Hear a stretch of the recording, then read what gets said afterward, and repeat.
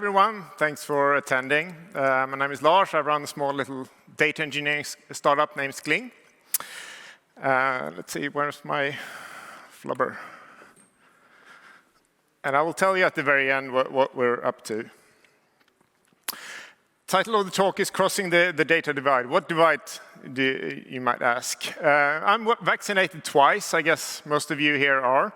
In Stockholm, you go to the application Alltid öppet, always open, to book your vaccinations.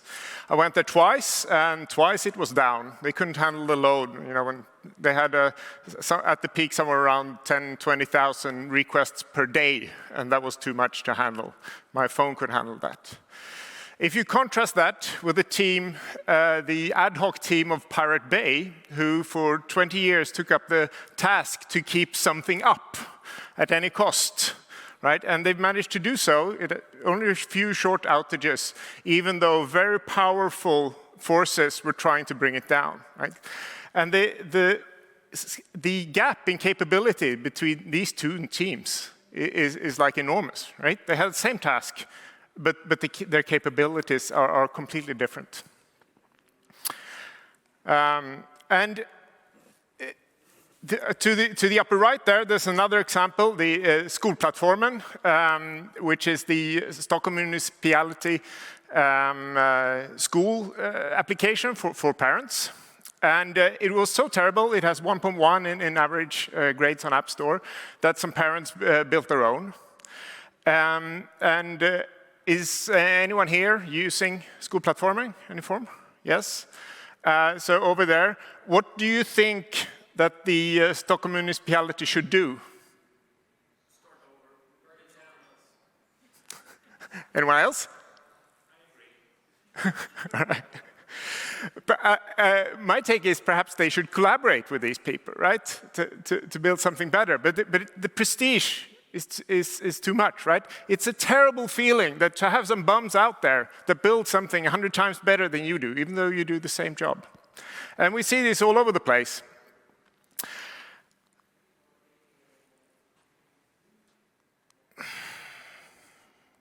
Sorry, this is the old version of the slide, so I'll skip to this one. We've seen the same in data, and these are some quantifications that I've tried to assemble of differences in capabilities when processing data. And you can, the capability can be approximated by the metric of the number of data sets you produce, because each refinement of data produces some kind of data set, whether it's in a database or in a spreadsheet or in Hadoop or whatever. And organizations produce vastly different number of databases. The gap there between the trailing organization and the leading organizations is huge. So I've been around and talking to fairly mature companies in retail, banks, media, and so forth. And my impression that I get is that the big ones, they have BI departments, analytics departments that produce hundreds or perhaps thousands of data sets per year, usually financial reports and so forth, typically in large data warehouses. Where you see up here that Spotify, for example, is counted in the hundreds of thousands per day. So did I say per year? I meant data sets per day. Whereas Google is counted in the billions of data sets per day. Now, a data set doesn't equal business value, but the differences tells you something about how they work and the amount of value they are able to extract. In order to produce hundreds of thousands or billions, you have to push the cost down very low to be able to do that. And if you push the cost down, you can reach out further along the tail towards the more expensive, more difficult applications here. And on the left, you have the sort of the lowest hanging fruit, the financial stuff, whereas all of the fancy, cool stuff and AI stuff is far out on the tail. It's very expensive to build. How do you explain these differences? This is my take on it. Everything that we humans do in terms of refining things starts out in history with a manual step where we take our axe and we chop down a tree and we cook over an open fire and we have a horse and cart to transport things and so forth. And then as machinery moves along and we get tools, we we still have humans that do things, but they now have a power tool in their hand, a chainsaw or an electric stove or a lorry, right? And then from there, it matures to an industrial level of processing, which is kind of similar to the mechanized level, but we instead have a system of things that work together to produce an even more efficient thing. And the further right you go, the more efficient it is. And you might have lots of reasons for going to your local restaurant rather than to McDonald's or a fast food chain, but you can never beat them in terms of efficiency in latency and throughput and economic efficiency, right? And if you don't care about the quality of food, or if you don't care about the taste of food, as we don't do in industrial applications, efficiency is what counts. And the types of activities in these stages is vastly different. In the mechanized stage, you have people working with their hands, whereas most of the activities in the industrial stage are people working with the system. And no matter how good people you have working with their hands, you can't beat the industrialist level. So for example, most people at IKEA are not carpenters, even though that's kind of what IKEA does. And no matter how good power tools you have and how good carpenters you have, you cannot compete with them. How does this look in terms of data? Next slide, please. There we go. There are when working with data, you can do it with your hands. You can use tools like, perhaps not Abacus, but tools like Excel and calculators, right? And type in all of the formulas with your hands. And that's sometimes the right thing to do. Or you can work with power tools where you, as a human, you control the things, like in data warehouses and notebooks, and you control what's happening. But when you press enter, you have this powerful tool that does all of these amazing things for you, but you control it like step by step. What the big tech companies have done is taken data processing into the industrial stage and moved it out to a system where most of the activities are no longer controlled directly by humans, but there's an automated machinery that does all of the things. And the automated machinery also monitors what is happening and so forth. So all of the quality assurance and so forth is also automated. And there are orders of magnitudes in difference on how much refinement is done, how many data sets are produced.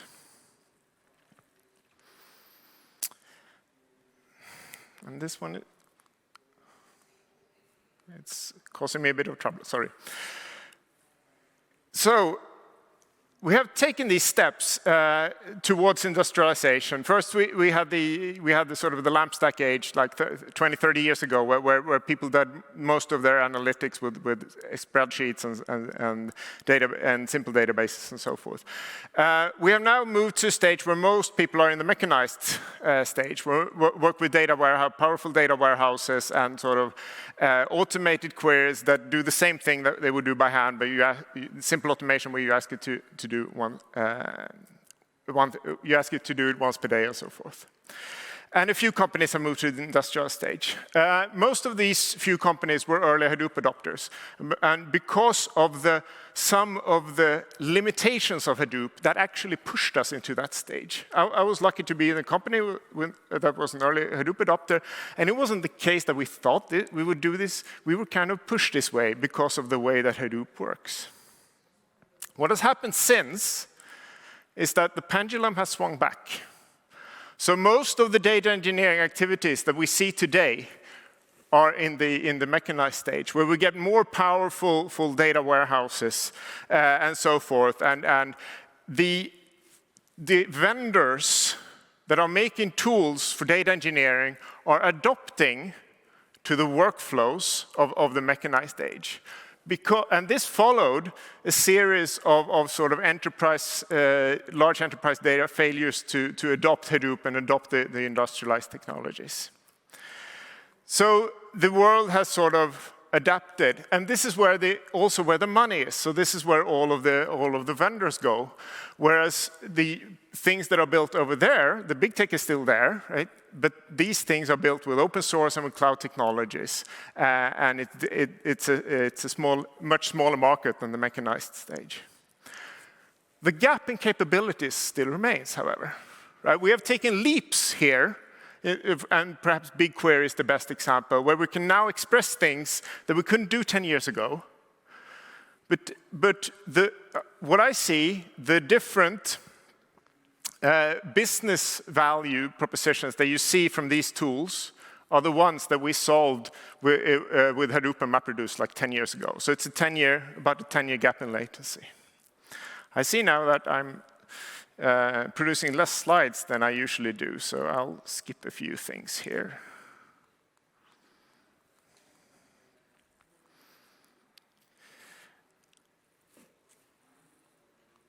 So, what are the differences then? I've spent most of my time in the sort of the data industrialized world, but I've spent some time helping companies move there. And I'll mention a few things that are differences that I've observed between the mechanized stage and the sort of the industrialized stage. Some of it is technology.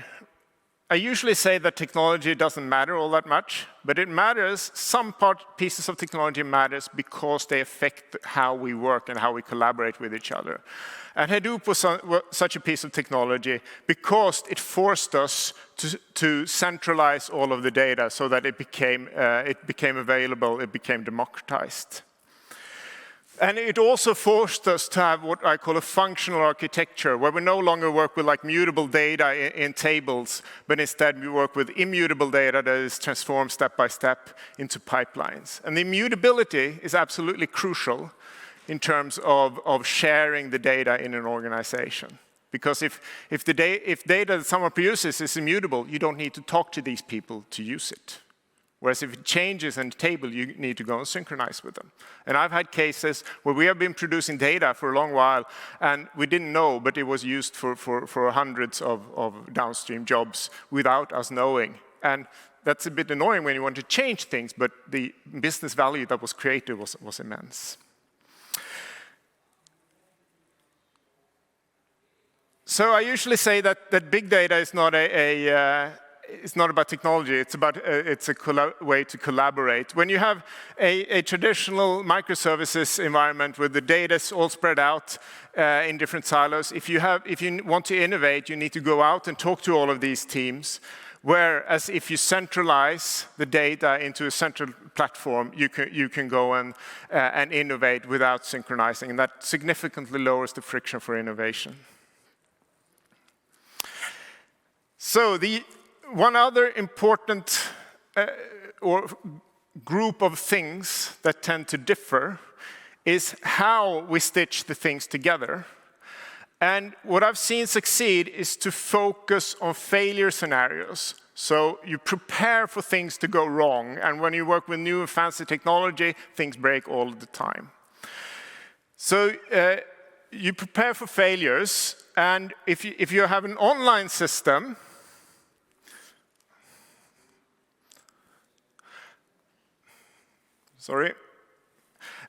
if you have an online system, as to the left, built on microservices, if something goes wrong, if you have a software bug up there that produces invalid data, then that spreads quickly throughout all of your system, and there are no patterns to recover from this type of case. Therefore, we tend to, as much as possible, use the systems on the right, where we exchange data with files instead, slower integration, and we call this batch processing. And if something goes wrong with batch processing, you have a much easier way to recover because you only have 5 data sets that went wrong downstream, and you can rerun things if you have immutable data, that is. And this stream processing is somewhere in between. You still have things thrown in one direction, which makes them easier, but instead of 5 data sets going wrong, you have 5 million events that you need to now trace down and try to recover from. So what you get is a trade-off between the data speed on the left, which you use when you have a high latency requirement, or low latency requirement, and innovation speed on the right, where you want to spend as little less time possible on operations. I spoke more about this 2 years ago, so if you want to have further explanation, please go back to that presentation.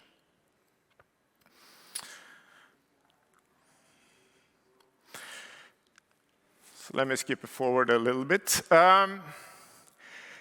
Then another category of things that we do differently on the sort of industrial stage is the way that we work with people and technology, the engineering part. we treat everything as a software engineering problem. Not foremost a data problem or an analytics problem or a data science problem, but an engineering problem. It turns out that one of the common problems I see with companies is they put together teams with insufficient software engineering expertise. And then you see all of these reports that we don't know how to deal with quality or reproducibility or how to change things without things breaking and so forth. And most of these cases, these are solved software engineering problems. We have solutions for these that date back decades. So if you mix your teams to have sufficient software engineering capability and knowledge, this is usually not a problem. We also tend to prefer components that not always look nice, like industrial robots. Like they're not nice to cuddle and hand, they don't have nice handles and so forth, but they are made to be in an industrial context. They usually means that that they have good CLIs or APIs, but not so good user interfaces. So where I see a trend these days to judge all of the new interesting tools on how the user interfaces look, which is interfaces that I never tend to use. And the quality and how to measure whether things work or not is not done by like evaluating queries, but applying what is in the industry is called statistical process control. So you measure not individual things, but whole patterns of things, and you monitor them over time. And also, this is an old software practice. Like you have monitors over your CPU load and your number of inodes and disk and whatever. So, in particular, a common misconception that I see, or a common practice that I think is harmful, is the use of SQL in data pipelines. SQL is a fantastic power tool. It is amazing to do manual work and exploratory work. But it is not as suitable to be used in a sort of this kind of industrialized process. And I have a different angle here than most people, because at one point, long time ago, when we were still primarily using MapReduce at Spotify, we were looking at what to use next. So we evaluated different types of tools, and we tried to port some of the important pipelines to SQL. And most people come and want to create a new pipeline with SQL, but we ported an old one, and it became clear that the language was not expressive enough to express the business logic that we had. And most importantly, it didn't have the tools that we had in the older tools in MapReduce to measure and repair quality. And these were important financial pipelines, so we really cared about quality. I have a longer rant on Twitter. I never came around to writing that blog post, but I have a longer rant if you want to look it up further.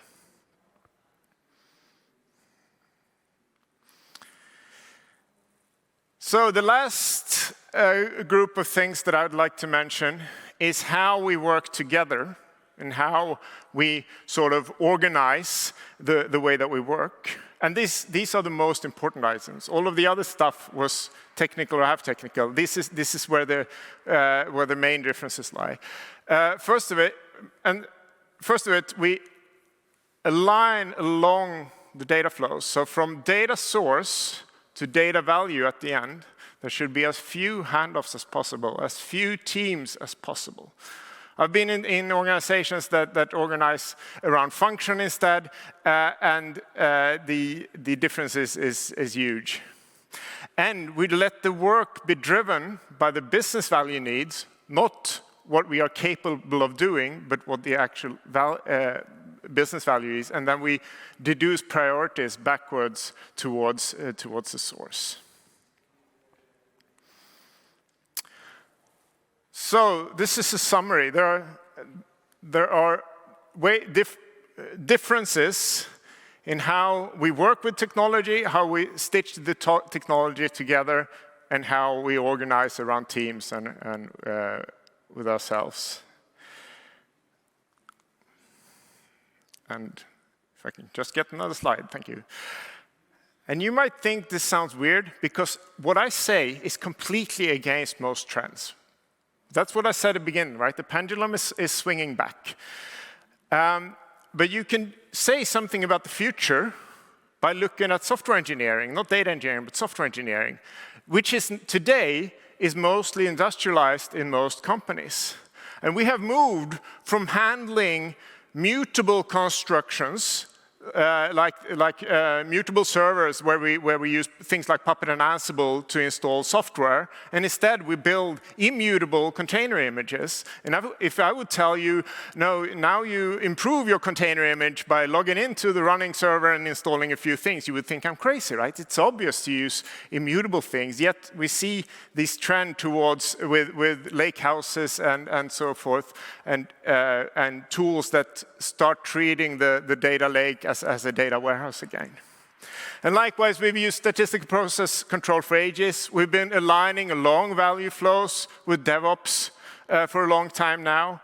And when I say projects and products here, I mean that we no longer see things as a limited effort, but rather long-living effort that we iterate on and so forth, which is absolutely crucial for succeeding with data. So what should you do as a company if you want to sort of close this gap and get to where the big tech companies are? You can do everything yourself, but that requires that you are able to recruit sufficient a critical mass of people, and only big tech companies and startups today can do that. You can buy things, but then you're in the mechanized stage. You're waiting for the vendors to sort of produce more leaps like BigQuery to take you forward. You can get consultants in to do it for you, but the consultants have the same type of competence as you have. There's very little competence flow from the big tech companies to the consultants today. I believe that we need to explore another way of working, which is long-term partnerships, where you have specialized competence in companies and work closely with them. And the best example that I have is Autoliv, who makes safety things for cars, right? And if you look at Volvo, safety is absolutely core to their business, yet Autoliv makes their airbags and their seat belts and so forth. I think this is a type of collaboration that we need to dare to try. So we founded a company to do that, but it's difficult for us to get our clients to dare to form this type of collaboration. So we're in a hybrid mode where we do some of this and some of this data value as a service where we, as an external service, refine the data, and we do some consulting. Thank you.